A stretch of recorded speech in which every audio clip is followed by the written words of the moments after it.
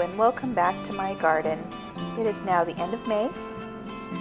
A lot has changed in the garden. Many things have grown, many things have died.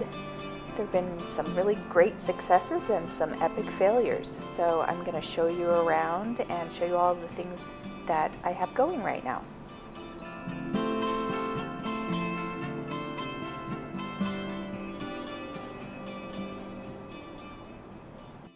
Here is the west fence.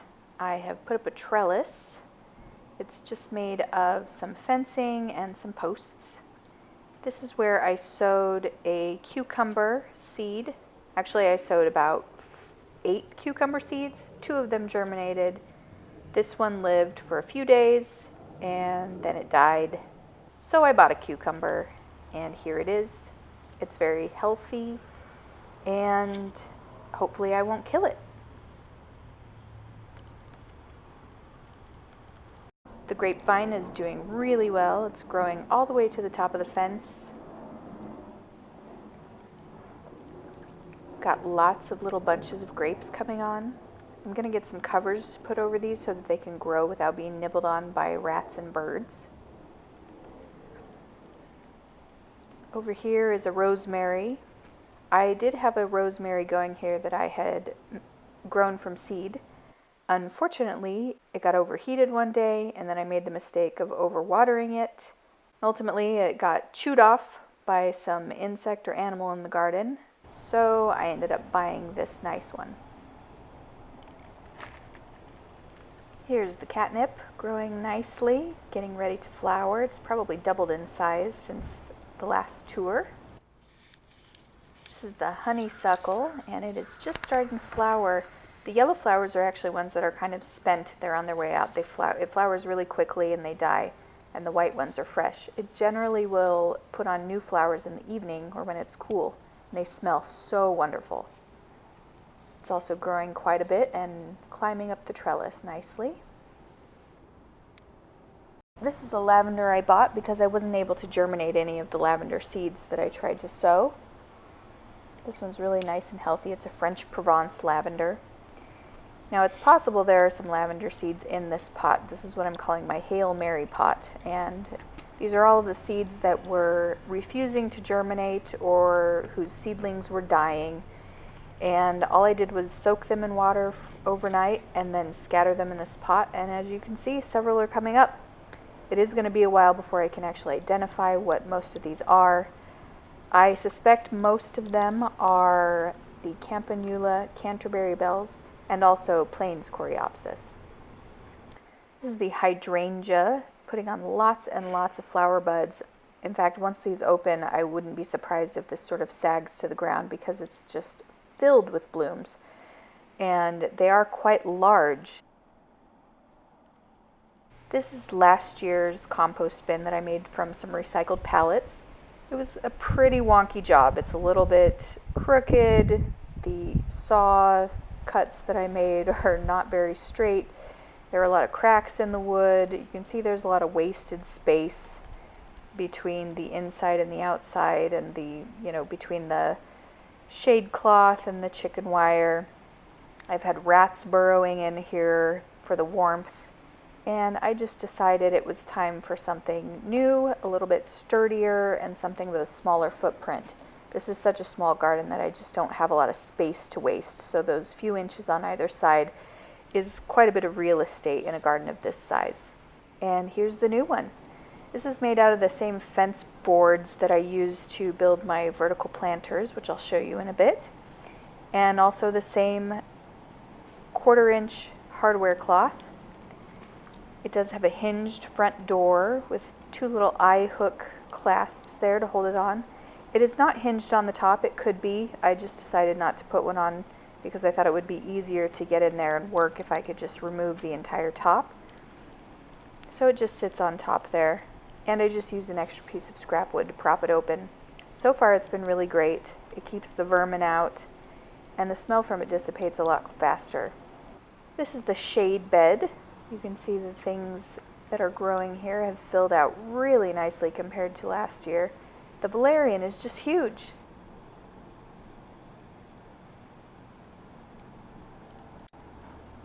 Down here we have the alyssum.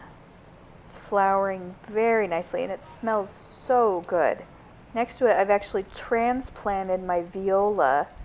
It used to be over to the left of the valerian, but it was getting kind of shaded and leggy, so I thought it would do better up here in the front border. And conveniently I had one of my alyssums die, so there was a gap. This is the Feverfew, and it has spread like crazy. I pulled up so many little Feverfew seedlings that were sprouting behind these. It's really taking up quite a bit of real estate in this bed. There are the flowers, they're just starting to open. See if I can get that focused for you. They have these really nice little clumped flowers. This is called Feverfew Magic Lime Green. And if we go over here to the valerian, you can see its flowers start out as these little kind of pinkish colored clumps of buds. And then it does flower out into these lovely little white flowers. They do have a fragrance.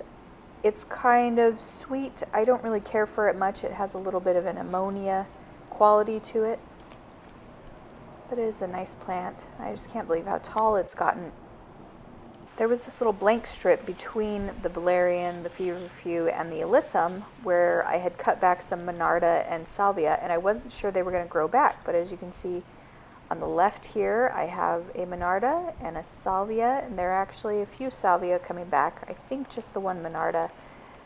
So I'm really happy to see that. Back behind these plants is a little strip where the sun shines really nicely in the evening, so I thought this would be a good place to sow phacelia seeds. These have sprung up so well. The germination is really well, and they're now getting true leaves. Here's my western sword fern. It was looking pretty sickly. I'd had it in a pot for a long time, and I'd kicked it over a few times, and its leaves were coming out all truncated like this, but now you can see it's actually growing full leaves, and there are more sort of unfurling down at the base of the plant. It seems to be really healthy and is liking this spot. Back here is where I had a big pot of all of the bulbs that I had dug up from around the yard that had kind of propagated themselves wherever they felt like. And so they were all finished, so I took them all out and just buried them in this dirt, and they should emerge in the spring. Back here under the tree are my herbs. Here's the parsley that's still doing really well. It's actually going to flower and should be seeding in the next month or so. Probably less. Should be seeding in the next couple of weeks. Right next to it is the cilantro or coriander that I have planted, and I've sowed in 2-week increments, so I've got some different sizes. Toward the front there's one that actually I sowed last fall that was really large, and then there are some that I sowed earlier this spring, and then some that are just now popping up. This is a Penstemon pinifolius, and I purchased this. I've been trying to grow another variety of penstemon. There is some in the Hail Mary pot. I don't know if any of it is germinated, but it's a red variety. I bought this from a local nursery and thought it was really nice and had interesting leaf texture. This is a Rudbeckia or black-eyed Susan, and it'll shoot up some nice daisy-looking flowers. This is a Campanula Tachyon Blue, and I just love these purple flowers. They're so beautiful, and it's been flowering like crazy. I've been deadheading to encourage more flowering, and it just keeps going.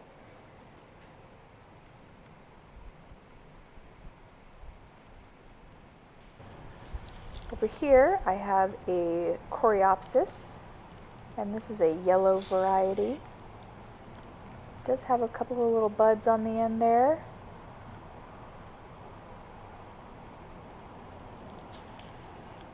And next to that is a yarrow. This is a pink yarrow, an Achillea millefolium. And I just love the leaf texture on this. I'm really excited for this to flower. A friend gave this to me. She had it growing in her yard and said it was kind of taken over, so she was happy to share. Next to the yarrow, I've started a wood pile out of some old beat up wood that was part of a border when I first moved in here. There's still a little bit of it around the shade bed. I'm going to drill some holes in the less rotted pieces to encourage insects. And this is just a stump that I love. It's a little mossy stump with a hole in the top. I've actually thought about putting some flower seeds down there to see if anything will spring up out the top. This is an echinacea that I bought maybe about a month ago and did not read the instructions on it, and the fact that it doesn't like much water, and all of its leaves fell off. So it wasn't doing very well, so I bought it some friends, and now that I kind of know how to treat them, hopefully they will flourish. I've been trying so hard to germinate echinacea seeds and they just haven't been taking. This is my aster, a fall blooming kind of silvery purple flower, and there's a little ladybug sleeping right in the top of it. There have been so many ladybugs in the garden this year, and ladybug larvae, that I actually have to watch my step as I move around. Over here, you can see some calendula popping up, and these are from seeds that my friend gave me from her farm in central Washington. They had a lot of it growing there, and so she just gave me a handful of seeds, and I scattered them to see what would happen, and they seem to like this space. Next door to the calendula is the Salvia superba. This has been very popular with the bumblebees and the hoverflies.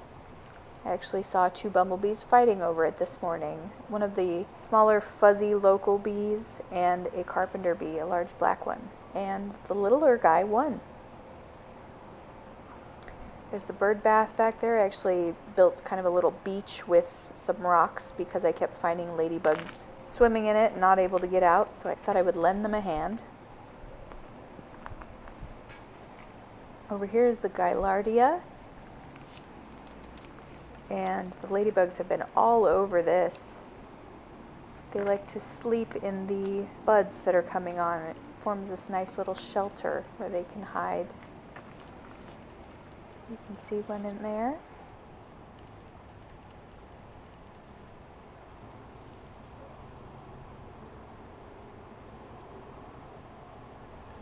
And these flowers are just gorgeous when they bloom, as you can see. Got a deep red center and bright yellow edges. These are also really popular with hoverflies. The bumblebees aren't so interested. They kind of check them out and then fly away. Over here next to the Gaillardia is a showy milkweed. This tall one is one that I bought. Now, I had grown several from seed. There was about 5 that I grew from seed, and they were doing okay. Some of the milkweed that I grew last year, which I thought was dead, I cut it down to the ground, is actually coming back. This is one that I planted in what's called a cow pot. It's a degradable pot made of cow manure that acts as a fertilizer. I planted it, and then a mole ran under it and pushed the pot up out of the ground. I'm just going to leave it so that it protects the plant's roots. The tree is getting close to needing a trim. It's getting a little uneven, but looking lovely. This is a birch. Over here is the tropical milkweed, and these are ones that I grew from seed. I'm really looking forward to their bright yellow and red flowers coming on. They seem to be doing pretty well, nice and healthy. I think they like that spot. Here's where I have my tomato. This is a San Marzano Roma, and I have used some more of that fencing to build a really tall sort of semicircular cage. I'm hoping that I can contain it with the fence, and I'm also going to use a string support that I'll attach to this hook up here, which is a method that I've seen other gardeners do. I've never tried it before, but it seems like it works really well, so I'm excited for that. This is an indeterminate variety, so it will get very tall. Here are my bug hotels. There are definitely some spiders living in there, but other than that, I have not seen any bee or fly type creatures.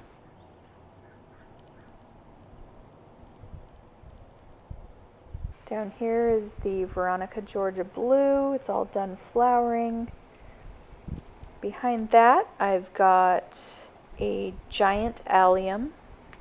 I did have some seeds that I collected from my father-in-law's garden, but none of them germinated. I do have something down here that germinated, but I think it's probably just a weed. It doesn't really look like the other plant. Over here I have Mexican tarragon. I had one survive from the greenhouse, and then it promptly got sunburnt after I planted it out. However, it is putting on new leaves, and it is starting to thrive again.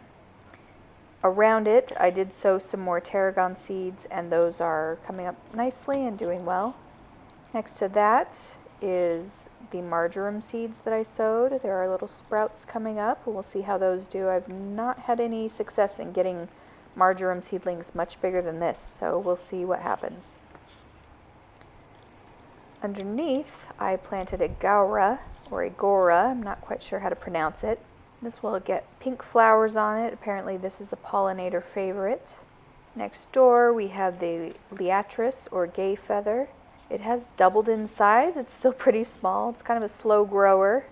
I did sow some more Liatris seeds around it, hoping that those will come on soon, but they might actually need some more overwintering.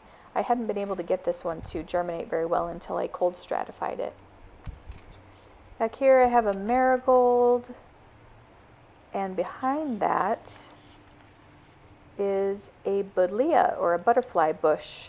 And some of you may be thinking that that is an insane place to put a buddleia because they do grow up to 7 or 8 feet tall. They bush out pretty big. What I'm hoping is that I can kind of bonsai it back into that corner and keep it a dwarf bush, because honestly I don't really have the room for a shrub the size that these get. In front of the buddleia is the purple top verbena. It's getting very tall, putting on flowers, looking lovely. And because it's planted in this terracotta pot to protect its roots from moles, I can always move that out of the way to give the buddleia a little more room.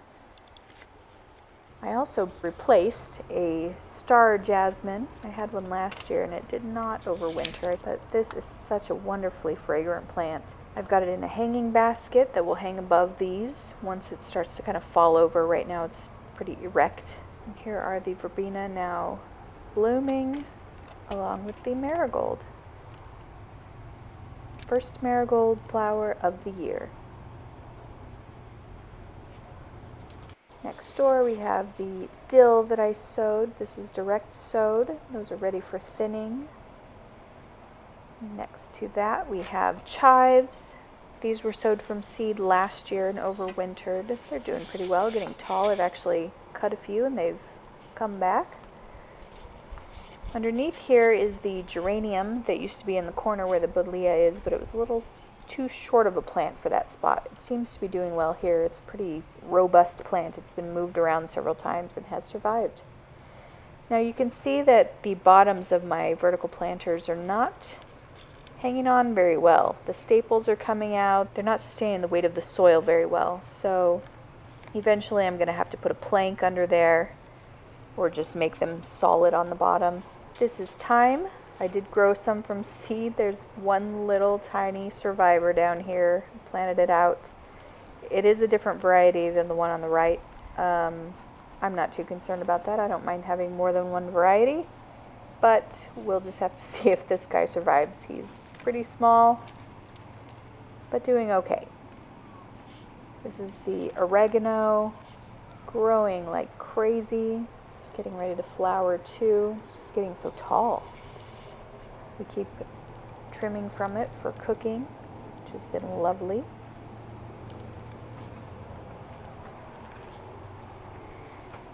Underneath those herbs, I've planted a couple of stevia, or stevia, which I also purchased, and you can see actually there's some staples coming out there. That's a little scary. I don't want the soil to fall through and crush the plants below it, so I do need to address that. The stevia is doing fine. Here's another veronica. And again, more staples coming out. Here are my spring onions, or green onions. They're growing really well.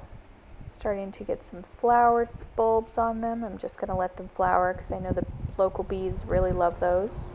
And over here is the Clary Sage. Now this is a sage used in traditional medicine rather than a culinary sage, but I know that the local pollinators really enjoy the flowers. This was the only survivor from the ones that seeded. I had so many, and then I overwatered and sunburnt and, you know. So I did sow a few more seeds in here, and they're popping up and doing well.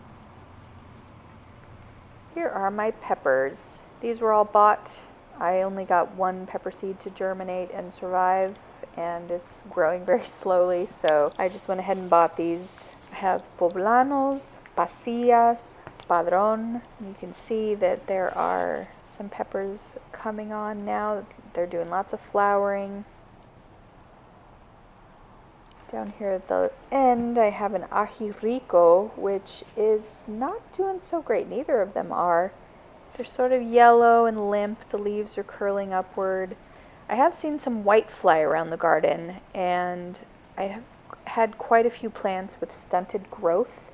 So I'm concerned there might be a plant virus. I'm not ready to blame the soil yet because I did enrich with compost earlier this year. It could just be that it's a weak plant. I'm not sure. I've got netting over the brassica beds, and the netting is great for keeping bugs out, but unfortunately the little ladybug larvae like to pupate on it. So if you need to get in and deal with the plants inside, you have to be really careful that you don't destroy their pupa or they will die. Now inside, my brassicas are doing okay. They are not growing very fast and not really putting on new leaves. They still have the same number of leaves they had when I planted them a month and a half ago. I was under the impression they were okay in cold weather. Maybe that's not true. It has just gotten warmer and they've grown a little bit. They are getting these reddish, kind of rusty colored leaves on them, and so I'm a little concerned about disease or maybe a soil issue. But again, I enriched the soil earlier this year, so that shouldn't be the problem. For good measure, I went ahead and sowed some seeds in between these just to see how the ones that are direct sown do. I've definitely had a bad track record with growing things under cover, and these plants were no exception. They got sunburned, probably overwatered, who knows. So I figured, what the heck, I will just sow some seeds in between, and whoever grows fastest wins. Over on the other end of the bed, I have some Mizuna, which I now know does better if you plant it in the fall, because I have these tiny little plants that are bolting and going to seed already, and they're not even large enough to really eat. So in between them, I've sowed some more chard seeds. Here's one coming up today. It's got its little seed case on it still. Over in the adjacent bed, this is an arugula that I sowed probably 2 months ago. The seedling popped up within 2 days of sowing, and then it just sat there and turned red again. So I'm not sure what this redness is in the plants that's happening. I went ahead and sowed more, and those are all of the green ones you can see in the soil. My cabbages are doing okay. They're growing pretty slowly, and they are getting some of that yellowishness on the leaves, which I think is normal for those. That one back there has a little mushroom companion.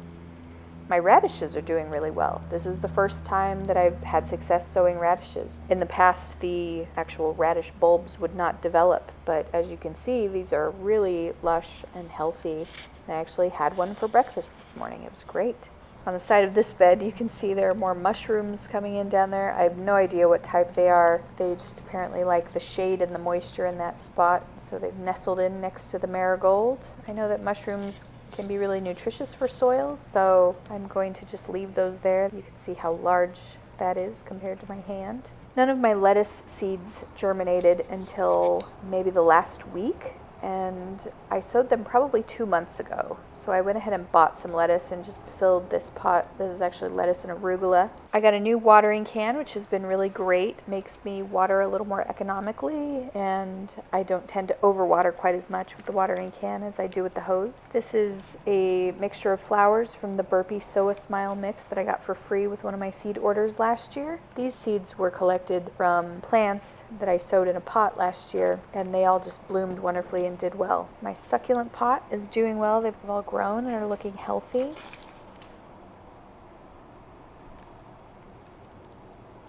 I got a new hose. This is a 0G hose. This 0G hose is great because the space is so small. It's very easy to just clobber plants with your hose if it's too heavy. So this is really nice and easy to move around. I've really enjoyed having it. This is a little wigwam that I built out of some flexible garden stakes and twine. In this pot I have some Mexican gherkins, which are a nice little small pickling cucumber. I'm really excited for these to start climbing up. Last year I wasn't able to actually get any fruit to come onto these, but these look like healthier plants. I think it was a pollination issue last year, so hopefully with some hand pollination help this year I can get some fruits. And here's my strawberry pot. It's doing well, starting to get some fruit on. This is a ground cover I planted last year. It's kind of coming back, sort of in the shadow of that bed where the moisture spills over. This is a blue star creeper that I planted this year. It's doing so-so. They are proving not to be quite as drought tolerant as they were advertised. There's a rupture wart from last year. It's doing really well, but it's the only survivor. And here are the last few survivors from the greenhouse. These are celery. They've been both overwatered and sunburned. Here's the single pepper that germinated, growing very slowly, finally getting some true leaves. That Johnny Jump Up is probably not going to make it. That little tomato probably will survive, but it's not very happy. This is a Love in a Mist. I really hope this one survives because I do want to plant that flower out. And some more celery there behind it. Celeries were really hard to get to germinate, and then most of them just died. I actually had 3 trays like this full of them, and I killed them. Here's one more last look at the garden as it is at the end of May 2020. Looking much more green. Filling out, looking like less of a dirt patch.